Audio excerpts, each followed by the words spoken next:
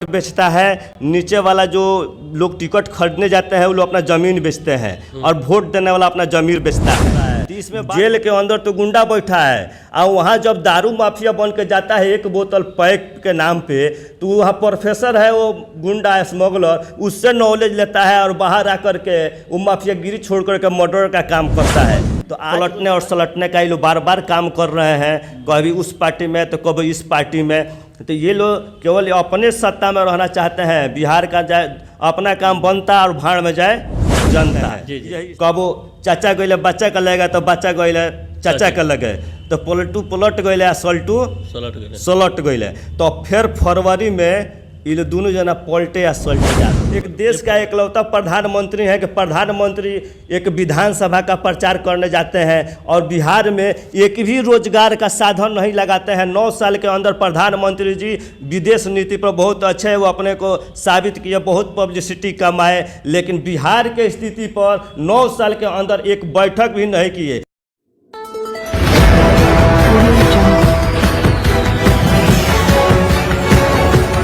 नमस्कार, मैं अबुल हसन, आप देख रहे हैं बिहार लाइव टीवी। इस वक्त हम लोग राष्ट्रीय सब जनशक्ति पार्टी के कार्यालय में हैं, जहां के राष्ट्रीय महासचिव रूपेश सिंह से हम बातचीत करेंगे। सर, सबसे पहले बिहार लाइव टीवी में आपका बहुत बहुत स्वागत है। आपको और बिहार लाइव टीवी के जितने भी दर्शक हैं सबको मैं बहुत बहुत धन्यवाद देता हूं।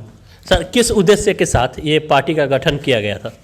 जी देखिए, मेरा उद्देश्य है विकास का, रोजगार का, शिक्षा का, स्वास्थ्य का और बिहारी का सम्मान का।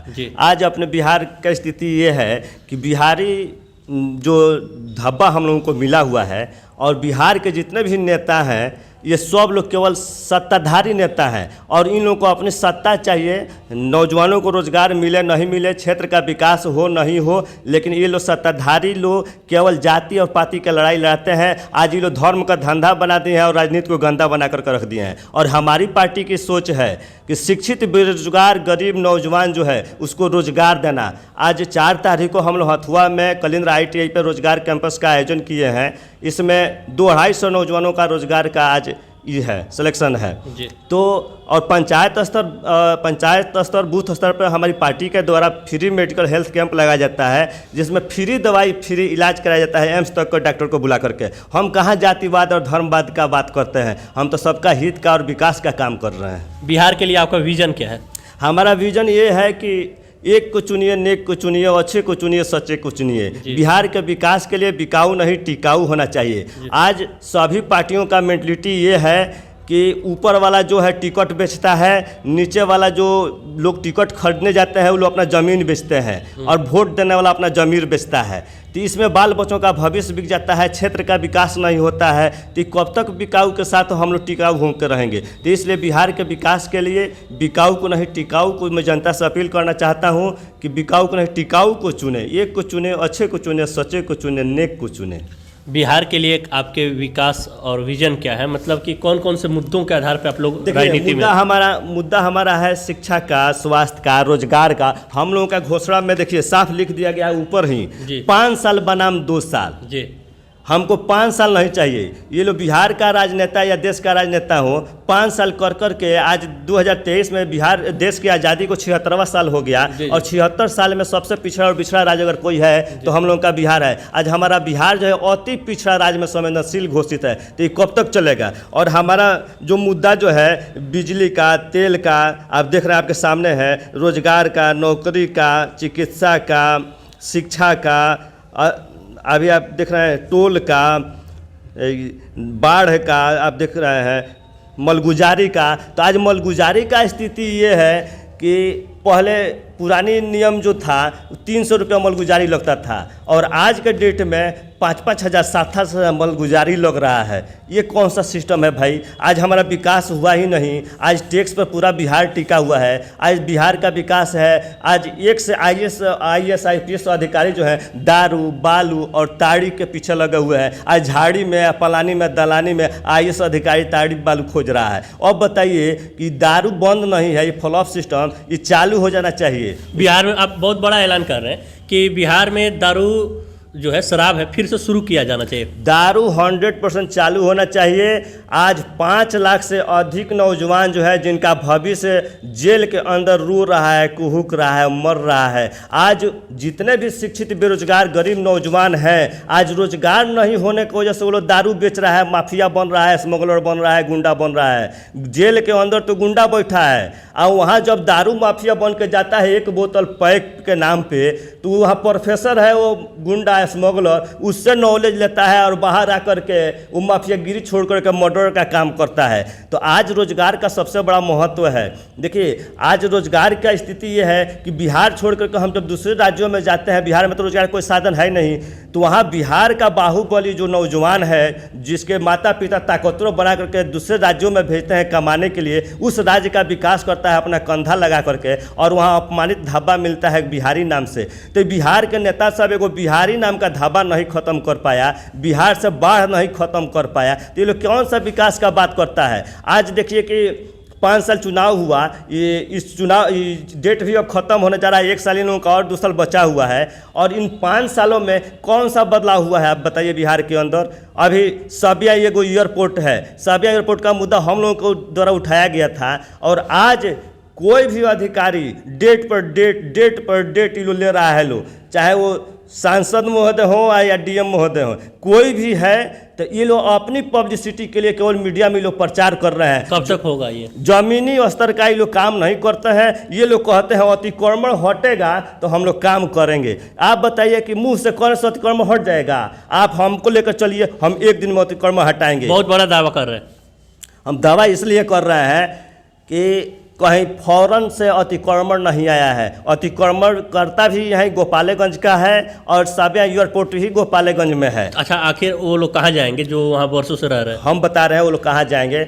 वहाँ बगल में कान्ह गोपी एक पंचायत है, गांव है, जहाँ 239 बीघा गैर मजरूआ ज़मीन है। हम अपने डीएम साहब से, सांसद महोदय से कहना चाहते हैं कि ये लोग कान गोपी पंचायत में चले जाएं, नहीं होता है तो हमारा नाम सर्च कर लें, रुपेश सिंह हमारा नाम है, और ये लोग लेकर हमको चले कान गोपी में गैर मजरूआ जमीन हम 139 बीघा इन लोगों को दिलवा रहे हैं, और वहाँ 2 डिसमिल 3 डिसमिल जितने भी विस्थापित लोग हैं उनको दें और एयरपोर्ट का काम चालू करवाएं। जी, आप शराबबंदी पे ये कह रहे हैं कि बिहार में से शुरू किया जाए तो महिला वोटर इससे काफ़ी नाराज़ हो जाएंगे, फिर कैसे जीतिएगा चुनाव? अब बताइए आप कि महिला वोटर कैसे नाराज हो जाएंगी? जब भूखे भोजन हो ही ना गोपाला और ले लो अपन कंठी माला, तो महिला कैसे नाराज होंगी? जब महिला को, नौजवान को जब रोजगार नहीं मिलेगा। सरकार शराबबंदी के पीछे ये तर्क था कि जो लोग शराब पी के आते हैं महिलाओं को प्रताड़ित करते हैं तो इससे घरेलू हिंसा में कमी आई है, और ये सच भी है? ऐसा कहीं कुछ नहीं है, घरेलू हिंसा में कमी नहीं आई है। नौजवानों का भविष्य जो है बर्बाद हो रहा है दारू के नाम पे। दारू का स्थिति स्मैक चालू हो रहा है, कोई सुलेशन पी रहा है, और कौन सा विकास का बात करता है? कहीं कोई मेहरारू व लेडीज़ कोई भी इससे नाराज़ नहीं है, खिलाफत नहीं है। सबको विकास चाहिए, सबको रोजगार चाहिए, सबको शिक्षा चाहिए, और सब पेट है तो सबको भोजन चाहिए। तो भोजन कैसे मिलेगा? जब कोई रोजगार मिलेगा रहेगा तब ना। तो आज नौजवानों को रोजगार नहीं है। जो लड़का पढ़ लिख करके वो क्वालिफाइड है और उसको रोजगार नहीं मिला है तो वो क्या करेगा? चोरी करेगा, और नहीं तो दारू बेचेगा। जी। और बिहार सरकार का स्थिति है कि बिहार सरकार के पास कोई रोजगार का साधन है नहीं। ये लोग केवल पलटने और सलटने का ये लोग बार बार काम कर रहे हैं, कभी उस पार्टी में तो कभी इस पार्टी में। तो ये लोग केवल अपने सत्ता में रहना चाहते हैं। बिहार का जाए अपना काम बनता और भाड़ में जाए जनता। यही स्थिति है, इन लोगों का, यही नीति है। अच्छा, आप एक राष्ट्रीय पार्टी हैं या सिर्फ बिहार में ही अपना पैर जमा रहे हैं? देखिए, राष्ट्रीय मुद्दा आपके एजेंडे में है कि नहीं? हमारे एजेंडा में राष्ट्रीय मुद्दा है। पार्टी राष्ट्रीय ही होता है। चुनाव जीतने के बाद जहाँ जिस राज्य में 5 गो सीट आ जाता है वो राष्ट्रीय पार्टी हो जाता है, ठीक है। तो कोई भी बच्चा जब चल देता है तो बच्चा से ही बड़ा होता है। कोई बूढ़ा से बच्चा नहीं होता है, बच्चा से ही बूढ़ा होता है। जी, आप लगातार नीतीश कुमार पे हमलावर हैं, तो नरेंद्र मोदी के बारे में क्या सोचते हैं सर? देखिए, नीतीश कुमार जी से हमारी कोई अपनी निजी दुश्मनी नहीं है। एक विचारधारा का एक मैटर है, अंतर है, ठीक है। और नीतीश कुमार जी का जो विचार जो है संठिया गया है। इसलिए संठिया गया है कि नीतीश कुमार जी को बस केवल अपना सत्ता दिखाई देता है। 5 गो सीट के लिए दौड़ के उसमें जाते हैं, दौड़ के उसमें जाते हैं। जी जी। कब वो चाचा गइले बच्चा का लगेगा तो बच्चा गइले चाचा का लगे, तो पलटू पलट गइले सलटू सलट गइले। तो फिर फरवरी में ये दोनों जना पलटे या सलटे जा रहल बा लोग। ये फरवरी में, यही फरवरी ना पलटी लो तो है 100% पलटी लो, ना पलटी है तो चाचा का एकदम फिर दूसरा नाम क्यों रख दी। अच्छा अच्छा। और नरेंद्र मोदी पे बोलने से बच रहे हैं, ऐसा क्यों? नरेंद्र मोदी से हम काहे बचेंगे? नरेंद्र मोदी जी एक देश का एकलौता प्रधानमंत्री हैं कि प्रधानमंत्री एक विधानसभा का प्रचार करने जाते हैं और बिहार में एक भी रोजगार का साधन नहीं लगाते हैं। 9 साल के अंदर प्रधानमंत्री जी विदेश नीति पर बहुत अच्छे, वो अपने को साबित किए, बहुत पब्लिसिटी कमाए, लेकिन बिहार के स्थिति पर 9 साल के अंदर एक बैठक भी नहीं किए। तो प्रधानमंत्री के अंदर बिहार नहीं आता है। प्रधानमंत्री के अंदर अगर बिहार आता तो प्रधानमंत्री जी बिहार में बाढ़ के लिए आवाज़ उठाए होते, बिहार के रोजगारों के लिए, नौजवानों के लिए रोजगार का आवाज़ उठाए होते। प्रधानमंत्री के गांव से जब बिहारी भगाए गए तो उस टाइम आवाज़ उठाए होते कि हमारी आज़ादी में, आज़ादी का बात छोड़ दीजिए कि हमको प्रधानमंत्री भी बनाने में बिहारी का अभिन्न हाथ था, अभिन्न योगदान था। 39 MP थे एनडीए के, बिहार से जीत के गए। बिहार से 39 एनडीए का प्रत्याशी जीत करके उनको सपोर्ट किया, उनका हाथ को मजबूत किए, लेकिन एक बार भी प्रधानमंत्री जी बिहारी के लिए आवाज़ नहीं उठाए, न रोजगार के लिए, न शिक्षा के लिए, न स्वास्थ्य के लिए, और न ही बिहारी नाम का धब्बा हटाने के लिए जी। तो कौन सा प्रधानमंत्री देश का नेता बने हुए हैं? अच्छा, कहने का मतलब कि वो राष्ट्रीय मुद्दे और जो मतलब राष्ट्रीय सुरक्षा है उस पर ठीक है, लेकिन जो बिहार उनके एजेंडे से गायब है। बिहार वही तो हम आपको बोले हैं कि स्थिति ये है कि आप करे तो लीला और करे तो करेक्टर ढीला। बिहार उनके अंदर आता ही नहीं है। बिहार का वो नेता है ये नहीं है। वो देश के काज ने कौन सा देश से आए हैं कि बिहार को छोड़ करके दूसरी नीति चलते हैं ये लोग जी। और आप जो बोले कि प्रधानमंत्री नरेंद्र मोदी 9 साल में बिहार के लिए एक भी बैठक नहीं किए, और यही बात बिहार में जन सुराज के संस्थापक प्रशांत किशोर भी बोल रहे हैं। तो प्रशांत किशोर और जन सुराज के बारे में आप क्या कहते हैं? देखिए, प्रशांत किशोर का अपना कोई इमेज नहीं है। प्रशांत किशोर अवसरवादी नेता है। प्रशांत किशोर तो कहते हैं हम दूसरों का इमेज बनाते हैं, हम ठीक है लेते हैं, बनाएंगे।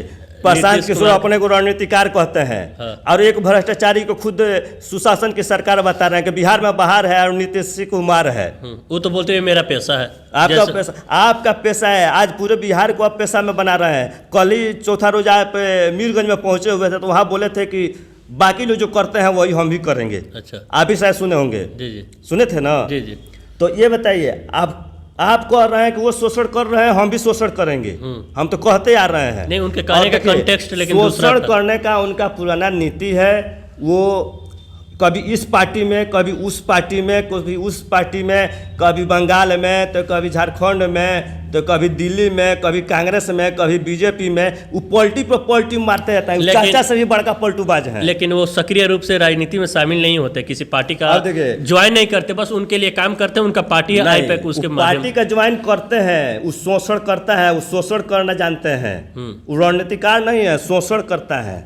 उस शोषण आज भी अगर बिहार के अंदर कहीं टेंट खड़ा करवा रहे हैं, कहीं लोगों को खिचड़ी खिला रहे हैं, तो घर से कोई नहीं खिलाता है। घर से पैसा आता है? कहाँ से पैसा आता है? ये भी सोचने वाली बात है। अच्छा, पैसा कहीं से उनको साइड सपोर्ट है। ठीक है, कौन कर रहा है आपके हिसाब से? अब हम क्या बताएंगे आपके हिसाब से कौन? अब देनहार कोई और है, देता है दिन रात।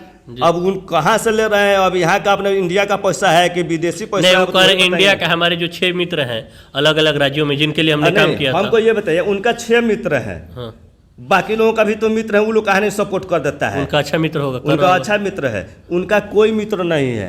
वो कहीं से किसी के सपोर्ट में है और वो बिहार को लूटने का काम कर रहे हैं। बीजेपी नहीं इनको आगे बढ़ा रही है, ये भी हो सकता है। हो सकता है, हो सकता है, इससे इनकार नहीं किया। ये बिग ग्रुप है, किसी न किसी पार्टी का ये बिग ग्रुप है।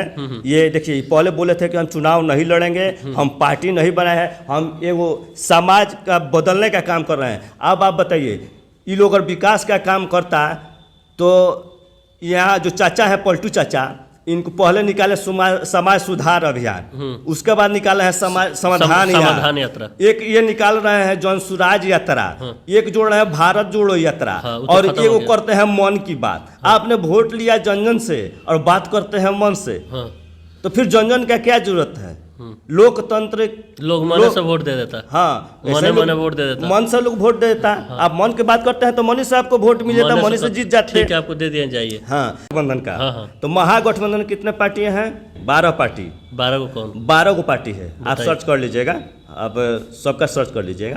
12 पार्टी है तो 12 बार लिखिए तो दल दल, क्या कहेगा वो? दलदला दल। हाँ? दलदला जाएगा। महादल दल, बिहार में महादल दल की सरकार है। है कि नहीं है? और बिहार धंसा है दलदल में और देश फंसा है कीचड़ में। कमल का फूल कहाँ खिलता है? कीचड़ में। कीचड़ में। और कीचड़ में कोई को पार्टी है? बिहार में नहीं खिलेगा कमल। बाबा, कीचड़ में कोई को पार्टी है पहले ये तो जानिए। बिहार 43 को पार्टी है पूरे बिहार और देश के अंदर मिला करके। अच्छा, हम कमल के फूल के साथ एनडीए के साथ 43 पार्टी है। तो इन लोगों का दादा हुआ कि नहीं हुआ? तो कीचड़ में देश धंसा है और दलदल में बिहार फंसा है, कभी विकास संभव नहीं है। ठीक है, तो इसलिए गठबंधन ठगबंधन की जरूरत नहीं है, सिंगल इंजन की सरकार को बनाने की जरूरत है। बिहार को बदलने के लिए अच्छे लोग हों, सच्चे लोग हों, स्वच्छ लोग हों, शिक्षित लोग हों, तभी जाकर के सही बिहार का निर्माण होगा। ठीक है, जब तक ये पलटू और सल्टू का रीजन आएगा तब तक बिहार में विकास संभव नहीं है। तो इसलिए नया सोच के साथ, नया जोश के साथ एक बार नई, हम तो पूरे बिहार और देशवासियों से यही कहना चाहते हैं कि नई सोच के साथ एक बार राष्ट्रीय सब जनशक्ति पार्टी के साथ जुड़े और राष्ट्रीय सब जनशक्ति पार्टी के हाथों को मजबूत करें और नया बिहार बनाएं। चलिए, हमसे बातचीत करने के लिए आपका बहुत बहुत शुक्रिया। आप देख रहे हैं Bihar live TV, camera person के साथ में अबुल हसन, गोपालगंज।